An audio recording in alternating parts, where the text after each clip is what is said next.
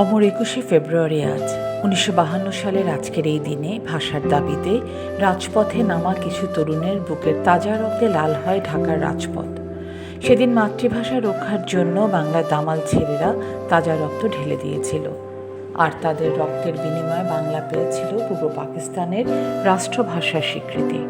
এরপর থেকেই ভাষা শহীদ দিবস হিসেবে রাষ্ট্রীয়ভাবে পালিত হয়ে আসছে দিনটি। পরবর্তীকালে ২১ ফেব্রুয়ারি পেয়েছে আন্তর্জাতিক মাতৃভাষা দিবসের স্বীকৃতি। বাঙালির প্রাণের ভাষা বাংলাকে রাষ্ট্রভাষায় স্বীকৃতি আদায়ের দিনটি পালনে ইতিমধ্যে রাষ্ট্রীয়ভাবে পালন করা হয়েছে নানা কর্মসূচি। এরই মধ্যে দিবসটি উপলক্ষে পৃথক বাণী দিয়েছেন প্রধানমন্ত্রী তারেক রহমান ও রাষ্ট্রপতি মোহাম্মদ শাহাবুদ্দিন।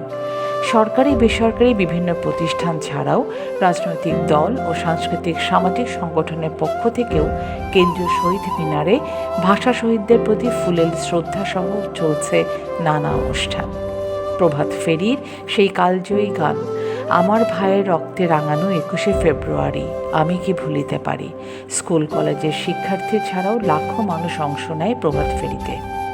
প্রসঙ্গত ১৯৯৯ সালে জাতিসংঘের শিক্ষা বিজ্ঞান ও সাংস্কৃতিক সংস্থা ইউনেস্কো ২১ ফেব্রুয়ারিকে আন্তর্জাতিক মাতৃভাষা দিবস হিসেবে স্বীকৃতি দেয়। পরের বছর অর্থাৎ ২০০০ সাল থেকে বিশ্বের ১৮৮টি দেশে একযোগে যথাযোগ্য মর্যাদায় পালিত হয়ে আসছে দিবসটি।